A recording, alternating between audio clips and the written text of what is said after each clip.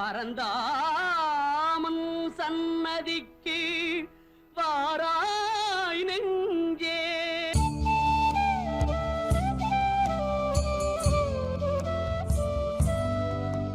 என்னை ஆட்கொண்டு வழி நடத்தவின் சச்சிதானந்த சத்குருமூர்த்தியின் திருப்பாதங்கள் கோடி கோடி நமக்கான அன்பான பக்தர்களே, இன்று குருவாரம் வியாழக்கிழமை மிக முக்கியமான ஒரு நாள்.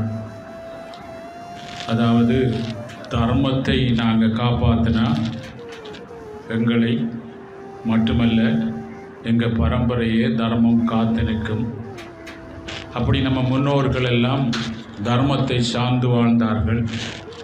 அவர்கள் வருங்கால சந்ததிக்காக பாருங்கள், பல மரங்கள், தென்னை மரங்கள், இப்படி ஒரு பொது இடங்களில் பாருங்கள், கோயில் பள்ளிக்கூடங்களில் தாகத்தை தீர்க்கிறதுக்கு கிணறுகள், அந்த பொது இடங்களில் பிள்ளைகள் படிப்பதற்காக அந்த காலத்தில் பாடசாலைகள் எல்லாம் கட்டி கொடுத்தார்கள். நற்காரியங்களுக்கெல்லாம் பாருங்கள் போய் உதவி செய்தார்கள். அவர்கள் பாருங்கள் சதுர உதவி என்றான போய் பாருங்கள் தர்மத்தின் பக்கம் சார்ந்து அவர்கள் வாழ்ந்ததால் அந்த நற்காரியங்கள் தர்ம சிந்தனையுள்ள தர்மத்தை போதிக்கிற எல்லா உயிர்களும் இன்புற்றிருங்க வேறொன்றும் இல்லை பராபரம் என்று சொல்லி தாய்மானார் சொன்ன மாதிரி எல்லோரும் வருங்கால சந்ததி நல்லா இருக்கணும் அப்படின்னு சொல்லி அவர்கள் நினைத்தார்கள்.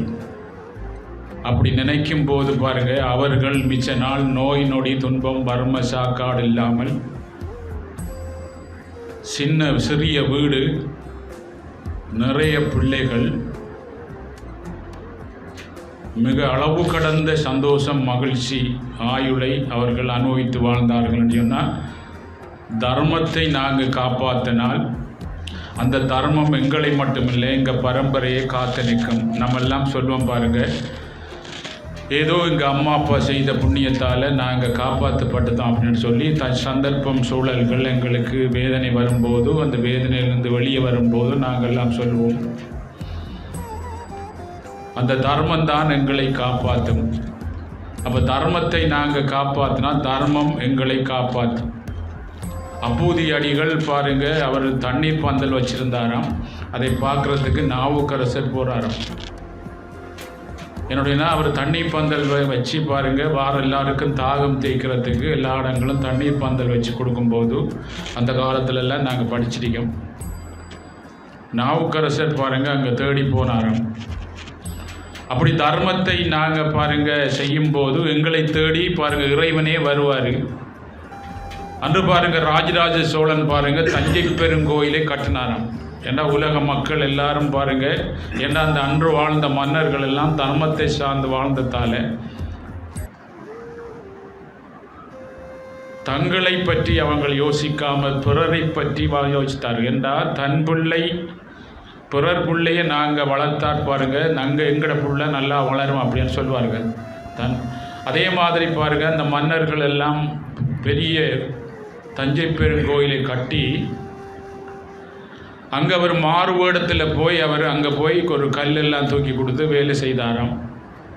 நம்ம குருநாதர் இதை அடிக்கடி சொல்லுவார்.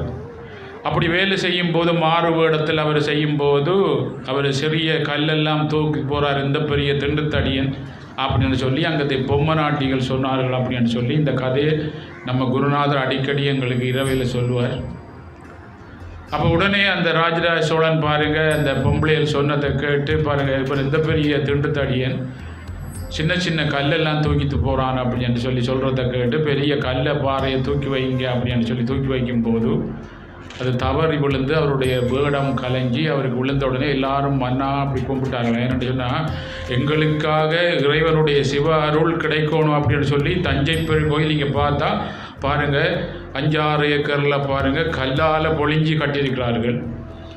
அப்படி அந்த பெரிய கோயிலை பாருங்கள் அவ்வளோ செலவழித்து ஏன் கட்டினார் அப்படின்னா அந்த சந்ததி பாருங்கள் அந்த சிவ அருளை வருங்கால சந்ததி எல்லாரும் அங்கே பாருங்கள் போய் அந்த சிவண்ட அருளை பெற்று அங்கே அவங்களுடைய துன்பங்கள் போகும்போது அதனுடைய பலன் பாருங்கள் ராஜராஜ சோழன் பரம்பரைக்கு தான் கிடைக்கும். அப்போ தர்மத்தை நாங்கள் காப்பாற்றினா தர்மம் எங்களை மட்டுமல்ல, எங்களை சார்ந்து பாருங்கள் எங்கள் பரம்பரையே காப்பாற்றி நிற்கும் என்பதற்கு ராஜராஜ சோழன் நம்ம முன்னோர்கள் பல இதிகாசங்கள் எல்லாத்தையும் நாங்கள் புரட்டி பார்த்தோம் பாருங்கள். தர்மத்தை சார்ந்து வாழ்ந்தார்கள். இன்று நாங்கள் தர்மத்தை சார்ந்து வாழ பாருங்கள் எங்களுடைய பாருங்கள் இந்த கலியுகத்தில் நாங்கள் செய்த கர்ம வினை எங்களை விடுதில்லை. அதனால தான் பாருங்கள் அந்த கர்ம வினை பாருங்கள் எங்களுக்கு ஆசை பாருங்கள் பற்று பாசங்களை அடிமையாக வச்சு அதை டேஸ்ட் பண்ணி எங்களை கூட்டிட்டு கொண்டு போய் பாருங்கள் எங்களை பாவங்கள் செய்ய வச்சு இறுதியில் பாருங்கள் எங்கள் சக்தியெல்லாம் உறிஞ்செடுத்து இறுதியில் பாருங்கள் கடைசி காலத்தில் ஆயுளையும் குறைச்சி பாருங்கள் எங்களுக்கு பாருங்கள் துன்ப நோய்களை கொடுத்து அதிலிருந்து வெளியே வரையில்லாத அளவுக்கு எங்களை பாருங்கள் ஒரு பெரிய ஒரு பாருங்கள் பள்ளத்தில் தள்ளி விட்டு வெளியே வரையில்லாத மாதிரி எங்களை பாருங்கள் கைப்பொம்மையாக வச்சுருக்க அந்த கர்மத்தில் அந்த பாவத்திலிருந்து வெளியே வர்றதுக்கு பாருங்கள் எங்களுக்கு பாருங்கள் என்ன அடிக்கடி அவதாரம் பண்ணி மந்திரங்களின் நான் காயத்ரி என்று சாஸ்வதம் உரித்த அந்த பகவான் எங்களுக்கு பாருங்கள் காக்கும் கடவுளாகிய அந்த பகவான் காக்கும் மந்திரம் காயத்ரி மந்திரம் எல்லா தேவதைகள் பாருங்கள் எல்லாத்துலேயும் ரத்தினம் போன்ற அந்த மகா மந்திரத்தை நீங்கள் பாராயணம் பண்ணி உங்கள் சுவாசத்தைய பூர்வ மத்திய கவனித்து தியானம் பண்ணும்போது அந்த குரு பக்தி பாருங்கள் குருவோட பக்தி மங்காமல் இருக்கும்போது அந்த குருவாகிய தர்மம் உங்களை காப்பாற்றும். ஏனடா எங்களை பாருங்கள் பிறர் எங்களை காப்பாற்றல பிறர் மாதிரி நாங்கள் வாழையில பாருங்கள் என்னுடைய எங்களை மாய்த்தான் வாழையில் முடினா நாங்கள் தனித்தனி ஆத்மாக்கள். அப்போ தனித்தனி பாருங்கள் ஆத்மாக்கள் பாருங்கள் நாங்கள் எல்லாரும் இங்கே வேலை செய்ய வந்திருக்கிறோம். எங்களுக்கு பாருங்கள் எல்லாம் கிடைக்குது. அந்த கிடைக்கிற கொடுத்து கொண்டிருக்க எங்களை பாருங்கள் எல்லாத்தையும் கொடுத்து எங்களுக்கு ஒரு ஆளுக்கு ஒரு கடமையை நீ சரியாக செய்யும் போது அதுக்கு உனக்கு தடை இல்லாமல் பாருங்கள் எல்லாம் உனக்குரிய சம்பளங்கள் சாப்பாடு எல்லாம் தனியாக கிடைக்கும் அப்படின்னு சொல்லிக்காரு. கீதையில் கிருஷ்ண பரமாத்மா சொல்லி உன்னுடைய கடமையை நீ சரியாக செய்யும் போது அது யோகமாக மாறணும்னா சக்தியாக மாறிக்கொண்டிருக்கும். இப்போ பேங்கில் நாங்கள் அப்புறம் காசை போட கூடிக்கொண்டிருக்கிற மாதிரி எங்கள் கடமையை நாங்கள் சரியாக செய்யும்போது சக்தி கூடிக்கொண்டிருக்கும் போது முன்னோர்கள் வாழ்ந்த மாதிரி 90-100 வயதுலையும் பாருங்கள் என்னையும் நாங்கள் திடகாத்திரமாக வாழக்கூடிய அளவுக்கு எங்களை இயக்குகிற ஒரு மாபெரும் சக்தி பாருங்கள் என்ன தர்மமாகிய ஆன்ம சக்தி எங்களை காப்பாற்றும். அப்போ ஆன்மீகம் குறையும் போது ஆன்ம சக்தி குறையும் போது இயக்குகிற எங்கள் ஆன்ம சக்தி குறையும் போது பாருங்கள் எங்களால் உலகத்தில் பாருங்கள் கர்மத்தை சரியாக செய்ய முடியவில்லை. அப்போ சரியாக செய்ய முடியாத பட்சத்தில் எங்களுடைய என்ன பாருங்கள் அது என்னையும் எங்களுக்கு சக்தி குறைஞ்சி கொண்டு வாழ்க்கையில் பாருங்கள் எல்லாம் இருந்தாலும் அதை பாருங்கள் இல்லாத மாதிரி எதையும் பாருங்கள் சந்தோஷமாக பாருங்கள் என்ன பெற்று அதை சாப்பிட்டு பிள்ளைக்குட்டிகள் எல்லோருடையும் சந்தோஷம் வாழக்கூடிய அளவுக்கு எங்களை விடுதில்லை. ஏன் அப்படின்ட்டு சற்று நாங்கள் பின்னோக்கி நாங்கள் பாருங்கள் சிந்திச்சோம்னு சொன்னால் பாருங்கள் அன்று வாழ்ந்தவர்களும் இடையிடையே வந்து அவதார புருஷர்களும் எங்களுக்கு வழிகாட்டினா தர்மத்தை சார்ந்து உன்னுடைய சுய தன்மையிலிருந்து பாருங்கள் நீ வெளியே போகும்போது நல்லா யோசிச்சு பாருங்கள் ஒரு வட்டம் வரையணும் வேண்டாம் ஒரு மையப்பகுதியிலிருந்து பாருங்கள் வரைஞ்சால் 4 அது வட்டமாக இருக்கும். அப்படி அந்த மையப்பகுதியிலேருந்து வரைஞ்சி பழகின பிறகு அந்த மையப்பகுதியை விட்டு பாருங்கள் நாங்கள் வரைஞ்சால் அது பார்க்குறதுக்கு வட்டமாக தான் இருக்கும். ஆனால் பாருங்கள் அது சரியாக இருக்காது. அதே மாதிரி பாருங்கள் ஒரு மையப்பகுதியோட தொடர்பு கொண்டு நாங்கள் வாழும்போது பாருங்கள் 4 பக்கமும் எல்லா பக்கமும் போனாலும் எங்களுக்கு என்ன செய்யும் பனி குளிர் பாருங்கள் சூழல் தன்மை பாருங்கள் பலதரப்பட்ட குணங்கள் பலதரப்பட்ட நிறங்கள் பலதரப்பட்டவர்கள்ட்ட நாங்கள் போனாலும் பாருங்கள் என்னையும் மையப்பகுதியை சார்ந்து வாழும்போது எங்களுக்கு அதை கொண்டு ஹேண்டில் பண்ணக்கூடிய சக்தியும் ஞானமும் பாருங்கள் அதில் எங்களை பாதிக்காமல் வாழ்வதான் ஆன்மீக வாழ்க்கை. அதனால தான் தர்மத்தை சார்ந்து வாழும்போது உலகத்தில் இன்ப துன்பங்கள் நிறைந்துதான் இந்த கர்ம பூமி. உன்னை பாருங்கள் சக்தி குறையும் போது தான் உன்னுடைய கடமையாற்ற விடுதலை. அந்த மையப்பகுதியோட உன்னுடைய சுயதன்மையோட தொடர்பு கொள்ளும் போது வாழ்க்கையில் வெற்றியாக வாழலாம். இதை தான் ராமகிருஷ்ணபுரம் சொன்னார்.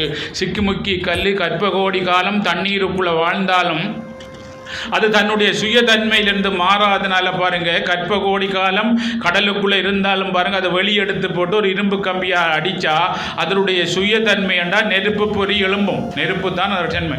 ஆனால் பாருங்கள் தண்ணீருக்குள்ளே கற்பகோடி காலம் இருந்தாலும் அதனுடைய நெருப்புத்தன்மை மாறவில்லை. ஏன்னு சொன்னால் அது கடல் பக்கம் சார்ந்திருந்தால் தண்ணீர் பக்கம் சார்ந்திருந்தால் அதனுடைய நெருப்புத்தன்மை மாறி இருக்கும். அதனால தான் பாருங்கள் இந்த கடலுக்குள்ளே கற்பகோடி காலம் கடலுக்குள்ளே வாழ்ந்ததும் பாருங்கள் அடுத்து சுயதன்மை மாறாத மாதிரி இந்த கடல் மாதிரி பாருங்க என்ன தத்தளிச்சு கொண்டிருக்கு இந்த உலகத்தில் இன்பதுங்கள் நிறைந்த இந்த உலகத்துக்குள்ள எங்களுடைய சுயதன்மையோட பாருங்க நம்ம சார்ந்து வாழ்ந்திருந்த முடியும். என்னையும் இந்த உலகத்தில் எந்த கர்மம் ஆற்றும் போது அந்த கர்மத்தை எப்படி ஆற்றணும், அதனுடைய பலனை எப்படி பெறணும் அப்படின்னு சொல்லி. ஏனண்டா இறைவன் எங்களுக்கு எல்லாத்தையும் கொடுத்திருக்கிறாரு. இங்கே போய் நீ உன்னுடைய கடமை இருக்கு, ஒரு ஆளுக்கு ஒரு கடமையா எங்களை ஒரு தனித்தனி ஆத்மாக்களாக இந்த பூமிக்கு அனுப்பியிருக்கார். நாங்கள் விண்ணில் இருந்து மண்ணில் கடமையாற்ற வந்தவர்கள் மனிதர்கள். அப்போ இந்த விண்ணில் இருந்து வந்த பாருங்க அந்த விண்ணோட தொடர்பு கொண்டு மண்ணில் வாழ்கிற வாழ்க்கை தான் ஆன்மீக வாழ்க்கை.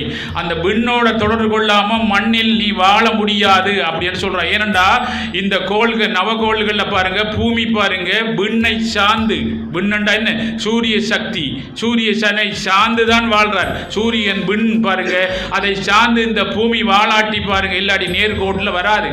அப்போ இந்த பூமியே பாருங்க விண்ணை சார்ந்து வாழும்போது நீ விண்ணை சார்ந்து வாழாதான், நீ இயற்கையை சார்ந்து வாழ, அதாவது உன்னை இயக்குற விண்ணை சார்ந்து நீ வாழாதனால தான் பாருங்க இயற்கை உனக்கு திரத்தி அடிக்கிறார் பாருங்க.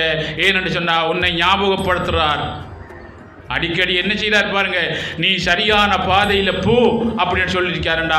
சரியான பாதையில் நீ போனால் பாருங்க இந்த உலகத்தில் பாருங்க நீ என்ன எதிர்நீச்சல் போட்டு உனக்குள்ளறிக்க ஆற்றல் திறமை வெளிக்கிட்டு இந்த உலகத்தில் எல்லோரும் மதிக்கத்தக்க வாழலாம். இதைத்தான் சுவாமி சிவானந்த சொல்றார் பாருங்க, கடமையை சரிவர செய்வோம் திருப்தி உணவுன்பான், எல்லோராலும் மதிக்கத்தக்க வாழ. ஞானிகள் பாருங்க தன்னுடைய கடமை, தனக்கு கொடுக்கப்பட்ட கடமையை சரியா செய்யும் போது பாருங்க என்ன செய்ய கடமையை சரிவர செய்வோம் திருப்தி உண்றார்கள். அவர்கள் எல்லோராலும் பாருங்க கடவுளாக மதிக்கப்படுறார்கள். சொன்னா கடமையை யார் சரியா செய்கிறார்களோ அவர்கள் கிருஷ்ணனுக்குரிய பாருங்க என்ன அந்த மதிப்பு கிடைக்கும் அப்படின்னு சொல்லிதான் கிருஷ்ணன் அடிக்கடி வாழ்ந்து காட்டி போதிச்சாருன்னா கடமையை சரியா செய்யும் போது அர்ஜுனா இந்த உலகத்தில் பாருங்க உன்னை கடவுளாக போற்றுவார்கள். என்னன்னா உனக்கு பொறுமை, சகிப்புத்தன்மை, ஞானம் பாருங்க அதை கொண்டு ஹேண்டில் பண்ணக்கூடிய சக்தி எல்லாம் உனக்கு கிடைக்கும் அப்படின்னு சொல்லி அர்ஜுனனுக்கு உபதேசம் பண்றாருன்னா யார் பாருங்க அவருடைய என்ன உன்னுடைய சுய தன்மையிலிருந்து உன்னை இயக்குற பாருங்க அந்த தன்மையிலிருந்து அந்த இயக்குற சக்தியிலிருந்து பாருங்க வெளியே நீ அதை நினைக்காமல் அதை கவனிக்காமல் நீ வெளியே போனேன்னா உனக்கு பாருங்க அடிவிழும் அப்படின்னு சொல்றாரு. நல்லா யோசிச்சு பாருங்க, ஒரு பொடியன் பாருங்க ஒரு ஆள் பாருங்க 18 வயது மட்டும் ஒரு ஊர்ல இருந்து சாப்பிடுற அதே சாப்பாடு அவனுக்கு எந்த நோயும் வரா. பிறந்த இடத்துல இருந்து பாருங்க 18 வயது மட்டும் அவர் சாப்பிட்ற சாப்பாடு பாருங்க அவருக்கு எந்த நோயும் வரா. அந்த 18 வயதுக்கு பிறகு பாருங்க அவர் படிச்சு ஒரு வேலை ஆகின உடனே முதல் அவர் நினைக்கிற பாருங்க நல்ல ஹோட்டல், நல்ல சாப்பாடு. அங்கே சாப்பிடும்போது தான் அவருக்கு அடிவிழ ஆரம்பிக்குது, நோய் வர ஆரம்பிக்கிறேன்னா தன்னுடைய பாருங்க என்ன தான் வளர்ந்த இடத்துல என்னென்ன சாப்பிட்றோம் அந்த தன்மை வாழும்போது அவருக்கு எந்த நோயும் வரா, அந்த சாப்பாடுல இருந்து எந்த நோயும் வராது. அதுக்கு பிறகு வருதுன்னு சொன்னா பாருங்க நாங்கள் வேற விஷயத்தோட நாங்கள் ஆசைப்பட்டு வேறொரு சாப்பாடை சாப்பிட்றதான் வருது அப்படின்ற ஞானத்தை நாங்கள் கண்டுபிடிக்கலாம் ஆன்மீக வழியில் போனால். ஏன்னா அன்று வாழ்ந்தவர்கள் எல்லாம் பாருங்க தர்மத்தை சார்ந்து வாழ்ந்தனால அவர்கள் சாப்பிட்ட அதே சாப்பாடை தான் இறுதி வரையும் பாருங்க அவர்கள் சாப்பிட்டார்கள்.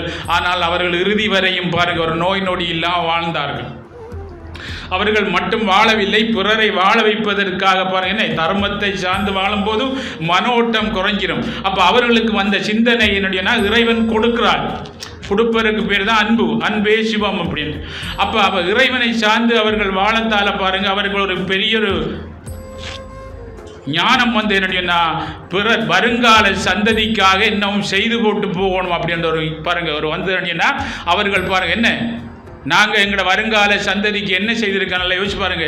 எங்களுக்கே நாங்கள் சரியா செய்யலை, எங்களை இயக்குறவரே நாங்கள் நினைக்கல, அப்படி எங்களை இயக்குறவரே பாருங்க கவனிக்காதனால வருங்கால சந்ததிக்கோ பிள்ளைகளுக்காக நம்ம எதுவும் செய்யவில்லை. நீங்கள் பாருங்க நீங்கள் நினைக்கிறீங்க பாருங்க நாங்கள் சொத்து சுகம் எல்லாம் வச்சிருக்கோம், அந்த சொத்து சுகம் எல்லாம் பாருங்க அந்த பிள்ளை அனுபவிக்கிறதுக்காக அந்த பிள்ளைக்கு சுயதன்மையை நீங்கள் கொடுக்கல. அந்த சுயதன்மையை வளர்த்தா தான் அவர் வருங்காலம் அந்த சொத்தை பாதுகாத்து அவரும் சாப்பிடுவார். ஆனால் வருங்காலம் பாருங்க அவர்களுக்கு பாருங்க அந்த சுயதன்மையோட தொடர்பு கொள்ளாமல் இருக்கும் போது அவர்களுக்குள்ள பாருங்க நெகட்டிவான திங்குகள் வந்து அதை தாட்ஸ் எல்லாம் வந்து எண்ணங்கள் வந்து அதை திங்க் பண்ணி பாருங்க அவர்கள் அந்த சொத்தை அழிச்சிருவார்கள். நாங்கள்லாம் யோசிச்சு பாருங்க, கனவு கண்டிருக்கோம் வருங்காலம் எங்கள் பிள்ளைகள் நல்லா இருக்கு இந்த சொத்தை வச்சுட்டு. ஏன்னா நாங்கள் இருக்கும் போதே நாங்களே அனுபவிக்க முடியாமல் தத்தளிச்சு கொண்டிருக்கும். எங்களோட வாரிசு எப்படி தத்தளிக்கும்? யோசிச்சு பாருங்க. நாங்கள் சரியா இருந்தா தான் எங்க வருங்கால சந்ததி சரியா இருக்கும். ஞானிகள் பாருங்க சரியா இருக்கதால அவர்கள் வழிகாட்டுறார்கள் சரியா இருக்கு. இந்த பூமி பாருங்க சமநிலை இழக்கும் போது ஏன் இழக்குது அப்படி என்று சொல்லி, அது சமநிலை ஏன் இழக்குதுன்னா சரியா இந்த பூமியில பாருங்க தர்மத்தை சார்ந்து வாழாதனால இயற்கை சீற்றம் கொள்ள நினைத்தவர்கள் பாருங்க நல்லவரை காப்பாற்றவும் தர்மத்தை நிலைநாட்டவும் பாருங்க கடமையை சரியா செய்தவர் அவதாரம் பண்றார். கடமையை சரியாக செய்து வந்து பாருங்க அவர் கடமையை சரியா செய்து வாழ்ந்து காட்டி போதிக்கிறார் பாருங்க. எல்லோரும் வாழ்ந்து காட்டி, எல்லா ஞானிகளும் பாருங்க வாழ்ந்து காட்டி போதிக்கிறார். அவர்கள் பிள்ளைகள் குடும்பங்கள் அது இது எல்லாம் நம்மளை போல எல்லா இதுகளும் ஓடலாம். நீ கடமையை சரியா செய்தா பாருங்க திருப்தி உண்ணலாம். உன்னுடைய வண்டி இருந்து எல்லாம் இருந்து குடும்பங்கள் இருந்து பிள்ளைகள் இருந்து எல்லோருடையும் பாருங்க நீ அன்பை கொடுக்கலாம். பாருங்க நீ அன்பை கொடுக்க பாருங்க மீண்டும் மீண்டும் உங்களுக்கு பாருங்க அந்த உயிர்கள் அன்பை திருப்பி கொடுக்கும். என்றா எதை நீ எறியோ அது திருப்பி உனக்குத்தான் வரும். எதை நீ கொடுக்கிறையோ அது திருப்பி வரும். நீ தர்மத்தை பாருங்க இந்த உலகத்துக்கு செய்தீங்கன்னு சொன்னா அந்த தர்மம் நீதானப்ப அனுபவிக்க வரும், ஒழிய பிறருக்கு வராதுண்டா. நீ செய்தெல்லாம் உனக்குத்தான் வரும். அதனால தான் கடமையை நீ சரியா செய்யும் போது அது யோகமா வருதுன்னு சொன்னா எந்த விஷயம் நீ சரியா செய்யும் போது திரும்பி உனக்குத்தான் வரும் அப்படின்னு சொல்லி கீதையில கிருஷ்ண பரமாத்மா சொல்லியிருக்காள். அதனால எல்லா ஞானிகளும் வாழ்ந்து காட்டி போகிறாங்கன்னா தன்னுடைய கொடுக்கப்பட்ட கடமையை தன்னுடைய சுய தன்மையிலிருந்து மாறும்போது தான் அவருக்கு இந்த உலகத்தில் கடமையாற்ற முடியாது. பாருங்க தன்னுடைய சுய தன்மையிலிருந்து யார் மாறுறார்களோ அவர்களுக்கு கடமையாற்ற முடியவில்லை. நான் என் குருநாதரை சந்திக்கும் போது பாருங்க என்னுடைய சுய தன்மையிலிருந்து மாரணத்தால கடமையாற்ற முடியாது. பாருங்க சரியா பாருங்க நித்திர கொள்ள முடியாது, சரியா ஒன்றையும் செய்ய முடியாது. எந்த கடமையும் நமக்கு சரியா செய்ய முடியாத பட்சத்தில் இதுக்கு வழி இல்லையா அப்படி என்று ஏங்கும் போது தான் பாருங்க என்னை ஆட்கொண்டு வழி நடத்த ஞான குரு பகவான் பாருங்க காயத்ரி சித்தர் என்னுடைய பாருங்க ஞான குரு அவரை பாருங்க சந்திக்கும் பாக்கியம் கிடைச்சி அவர்கிட்ட கட்டளையை பாருங்க அதே மாதிரி பாருங்க கவனிச்சு கொண்டு நீ உன்னுடைய கடமை ஆற்று. நீ எதை பற்றியும் கவலைப்படக்கூடாது. என்னன்னு சொன்னா நீ ஒன்றையும் எடுக்கல, உன்னுடைய கர்ம சூழலுக்கு ஏற்ற மாதிரி நீ பிறந்திருக்கா. பாருங்க நீ எதையும் விடையும் மேலா எடுக்கையும் மேலா பாருங்க நீ பாருங்க இந்த டேஸ்ட் உனக்கு வந்த உடனே உனக்கு தேவையானது பாருங்க உன்னிட்ட வரி இருக்கும், தேவையில்லாதது ஒன்றை விட்டு போகும். நீ ஒன்றும் செய்ய தேவையில்லை பாருங்க என்னையே கவனி அப்படின்னு சொல்லும் போது பாருங்க அந்த கடமையை சரிவர செய்வோம். திருப்தியுடன் உண்பான எல்லோராலும் மதிக்கத்தக்க இருக்கிற அளவுக்கு வழிகாட்டினார். சொன்னா அன்று பாருங்க கடமையும் சரியா செய்ய முடியவில்லை, திருப்தியுடன் சாப்பிட முடியவில்லை. ஏன்னு சொன்னா வெளியும் ஓட்டம், மனம் உள்ளுக்குள்ளையும் ஓடும் வெளியையும் ஓடும், எங்கேயும் இருக்கலாத பாருங்க சூழல் இருக்கும் போது இன்று கடமையை சரியா செய்வதால் பாருங்க என்ன செய்யும் திருப்தி உண்ணலாம், எல்லோராலும் மதிக்கத்தக்க வாழலாம் என்று வாழ்ந்து காட்டி போதி அப்படின்னு சொல்லி அவர்கிட்ட கட்டளையை சிறமேற்கொண்டு இந்த தெய்வீக பணியை பாருங்க கடந்த 23 ஆண்டுகளாக பாருங்க ஒரே டைமுக்கு பாருங்க எல்லா கடமைகளையும் ஒரே டைமுக்கு செய்யக்கூடிய அந்த தன்மை எப்படி வந்ததுன்னா படைத்தவனோட தொடர்பு கொள்ளும் போது படைக்கப்பட்ட இந்த பொருள் அறிக்கை பாருங்க எல்லாத்தையும் கொண்டு ஹேண்டில் பண்ணக்கூடிய ஒரு ஞானம் அறிவு நமக்கு வரும். யோசிச்சு பாருங்க தர்மத்தை நாங்கள் காப்பாற்றினா தர்மம் பாருங்க எங்களை மட்டுமில்லை எங்களை சார்ந்தவர்களும் காப்பாற்றப்படான்றதுக்கு பாருங்க பெரிய உதாரணம். மகாபாரதத்தில் பாருங்க கடைசி போர் நடந்து கொண்டிருக்கு பாருங்க, கர்ணனோட போர் நடந்து கொண்டிருக்கும் போது கர்ணன் பாருங்க வீழ்ந்த நிலைக்கு போகும்போது பாருங்க அரிஸ்திரன் விட்டு கொண்டே இருக்கார். அர்ஜுனன் விடுற அஸ்திரங்கள் எல்லாம் அங்கே பூமாலையா அவருக்கு போய் விழுந்து கொண்டிருக்கு. அர்ஜுனன் பாருங்க திகைச்சு கேட்கிறாரு, கர்ணன் பாருங்க கண்ணனிட்ட கேட்கிறாரு, நான் விடுற அஸ்திரங்கள் எல்லாம் பூமாலையா விழுந்து கொண்டிருக்கு கண்ணா அப்படின்ட்டு. கிருஷ்ணா என்ன விஷயம் அப்படின்னு கேட்கிறார். அவர் சொல்ற அவன் செய்த தர்மம் அவனை காப்பாற்றி கொண்டிருக்கப்பா அப்படின்ட்டு. அவர் அஸ்திரங்கள் விட பாருங்க அது பூமாலையா விழுந்து கொண்டிருக்கு.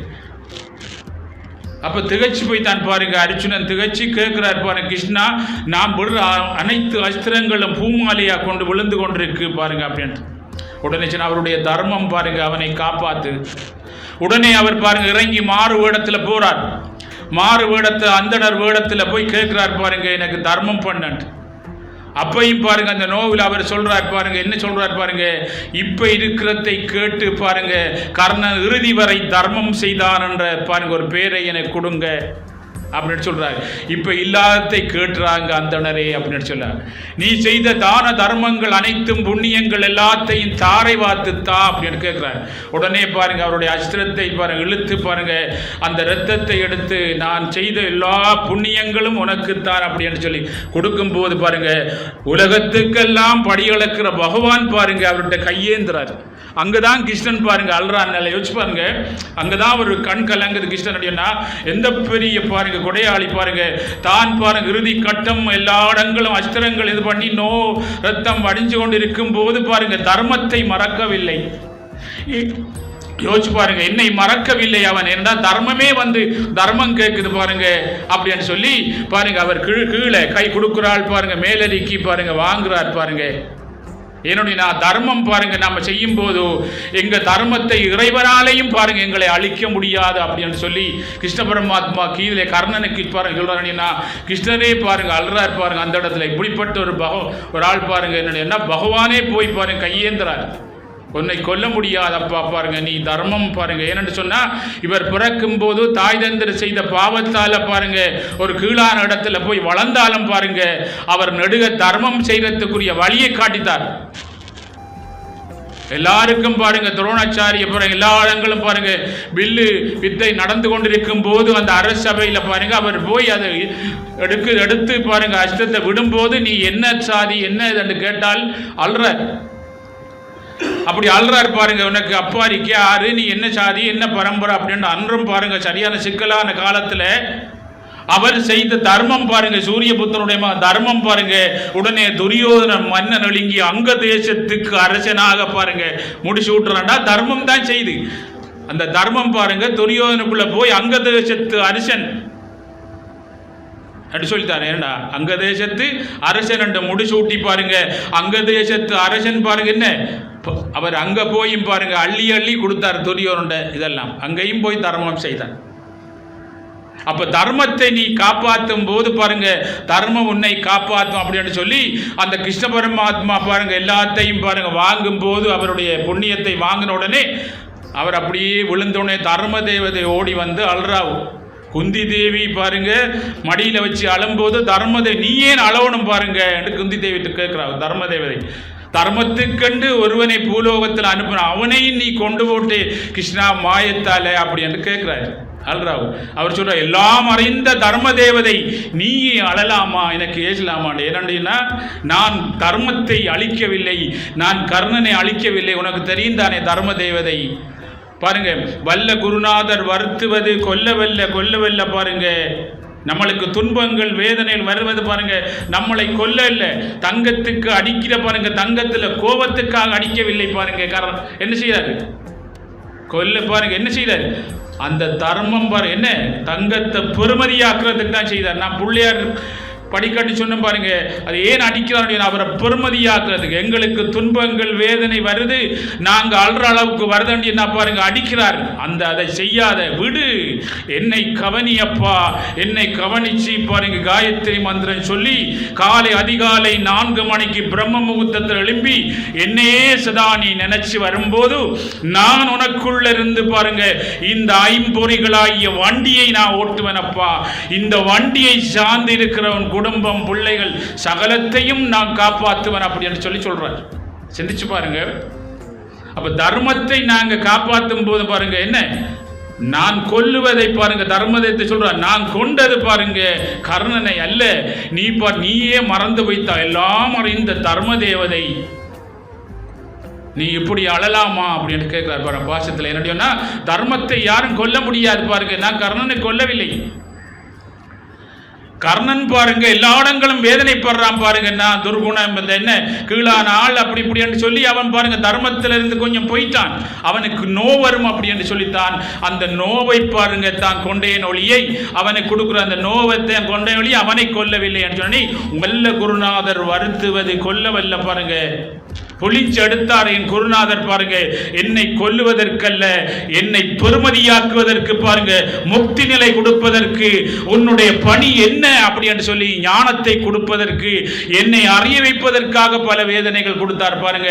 அந்த வேதனைகள் எடுக்காம இருந்ததால நான் யார், என்னத்துக்கு இந்த பூமாதேவிக்கு வந்த, உன்னுடைய கடமை என்ன, நீ யார் அப்படின்னு சொல்லி அறிய வச்சு, நீ என்றும் வாழ்வன் இந்த உலகத்துக்கு பாருங்க என்னை வாழ வேண்டு வந்து கொண்டிருக்கிறாள் அப்படின்னு சொல்லி பல விஷயங்களை காட்டுவதற்காகத்தான் எனக்கு அடிச்சார் அப்படின்னு சொல்லி அந்த நிலைக்கு வரும்போது தான் தெரிஞ்சு, ஒவ்வொரு குலையும் பாருங்க அடங்கி ஒடுங்கி செயலற்றிருக்க அந்த உயர்ந்த ஆத்மாவோட தொடர்பு கொள்ளாதனால தான் நீ வேதனைப்பட்டா அப்படின்னு சொல்லி புரிய வச்சார்.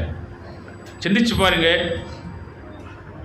அப்படி மாபெரும் சக்தி வாய்ந்த பாருங்க அப்படி ஒரு பணி நாங்கள் பாருங்க இறைவனை நாங்கள் கவனித்து நாங்கள் இந்த உலகத்தில் வாழும்போது எங்களை படைச்சவன் எங்களுக்குள்ள தான் இருக்கான் பாருங்க. ஒரு வண்டியை படைச்சி அந்த வண்டியை படைச்ச பாருங்க, அந்த வண்டியை ஓட்ட வைக்கிற அந்த என்ஜின் அந்த வண்டிக்குள்ள இருக்கிற மாதிரி எங்களை வாழ வைத்து கொண்டிருக்கும் பாருங்க. அண்டத்தில் ஆதிசக்தியாகவும் இந்த புண்டத்தில் ஆத்ம சக்தியா இருக்கிற ரெண்டு பேரும் ஒரே தான். அதனால தான் அண்டத்தில் இருப்பதெல்லாம் இந்த புண்டத்தில் இருப்பது என்று அப்படி சொன்னார்கள் ஒழிய, அந்த அண்டத்தில் பாருங்க ஆதிசக்தியா இருக்கிறவரை நம்ம இந்த புண்டத்துக்குள்ள நீ கவனிச்சீனா இந்த அண்ட சராசரங்கள் அனைத்தையும் நீ ஆள்ற அளவுக்கு ஞானம் பெற்றுவா. இந்த அண்ட சராசரத்தில் உனக்கு எதுவும் தாக்காம வாழக்கூடிய ஒரு ஞானம், ஒரு சக்தி உன்னை வந்து பேருங்க உன்னை நீ அடைவாய் அப்படின்னு சொல்லித்தான் பாருங்க நம்மளுக்கு எல்லாம் வழிகாட்டியிருக்கிறார்கள். அப்படிப்பட்ட மாபெரும் சக்தி வாய்ந்த இந்த பாருங்க இந்த வழியை நமக்கு கொடுத்திருக்கா. ரிஷி வழியில, ஞானிகள் வழியில, ஞானி கண்ட வாழ்க்கை, சித்தன் கண்ட பாருங்க வாழ்க்கையை வாழக்கூடிய ஒரு வழியை பகவான் எங்களுக்கு கொடுத்தீங்க பாருங்க.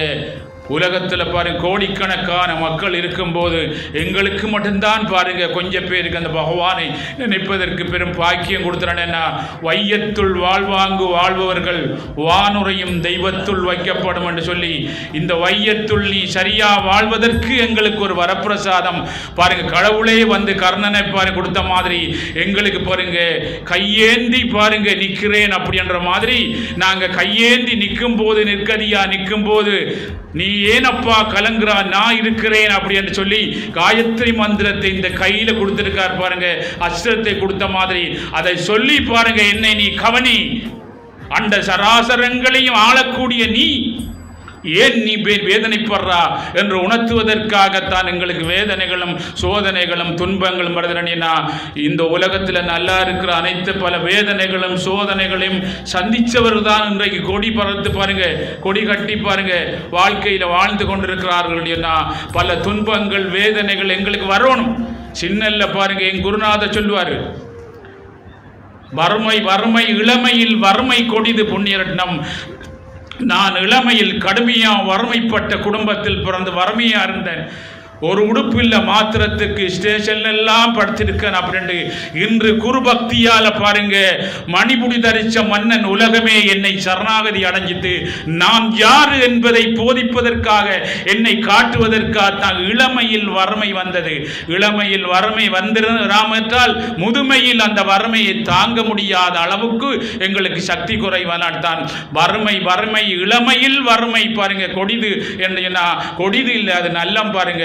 யார் பாருங்க ஆபிரகாம் லிங்கல் பாருங்க படிக்க வசதி இல்லை, கரண்ட் இல்லை, லைட் இல்லை, மண்ணெண்ண விளக்கு இல்லை, அமெரிக்காவை ஆண்டார் அப்படின்னு சொன்னா பாருங்க. என்னை எவருக்கு துன்பம் வருதோ அந்த துன்பம் நல்லத்தை நினைக்க பாருங்க வைக்கும். அப்போ துன்பம் பாரத பாருங்க நல்லத்தை நினைக்க. சின்னல்ல எனக்கு துன்பம் வருமண்டா நான் சதா நல்லத்தை நினைக்கிறேன்னா பிற்காலம் நான் நல்லா இருப்பேன். அந்த நல்லது பாருங்க எனக்கு நோவராம காப்பாற்று என்பதற்காக பாருங்க அப்துல் கலாம் பாருங்க சரியான வறுமையான குடும்பத்தில் பிறந்தவர் பாருங்க.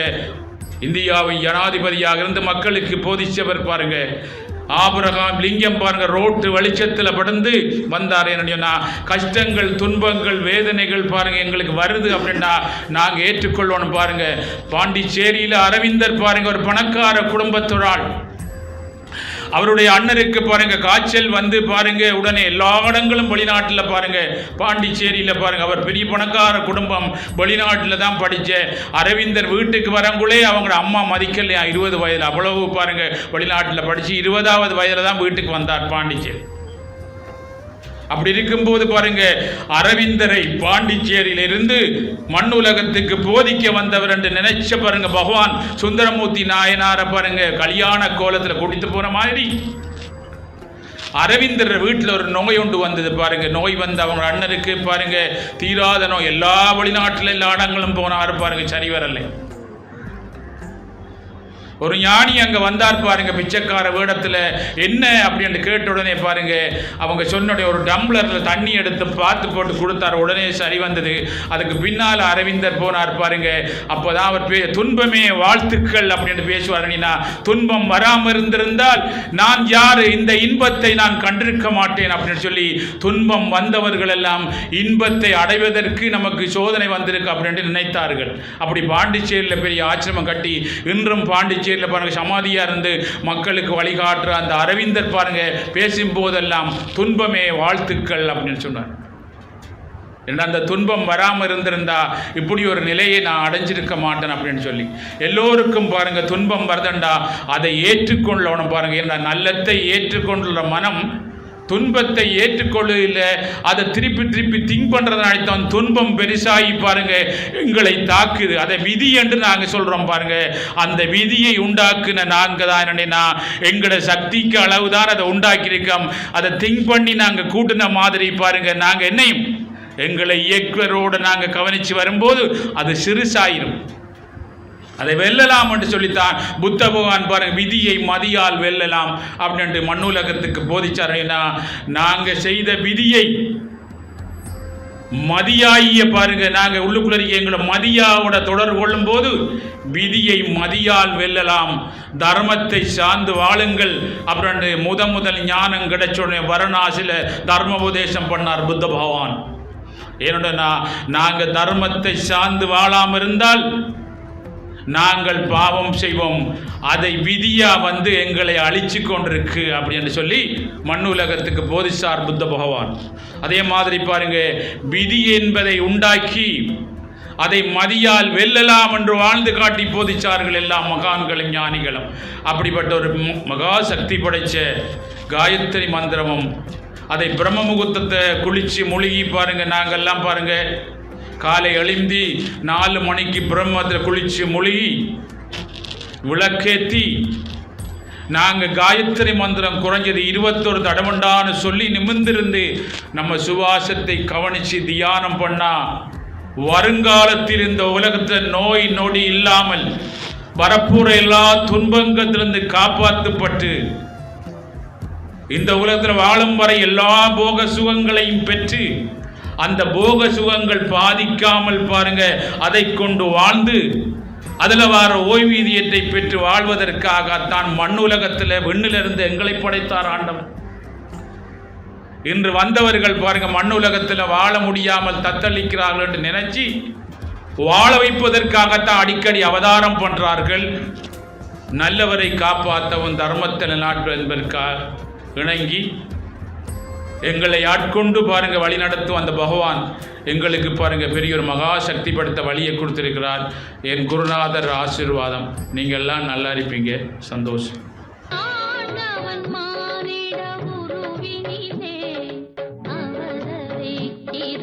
உலகினிலே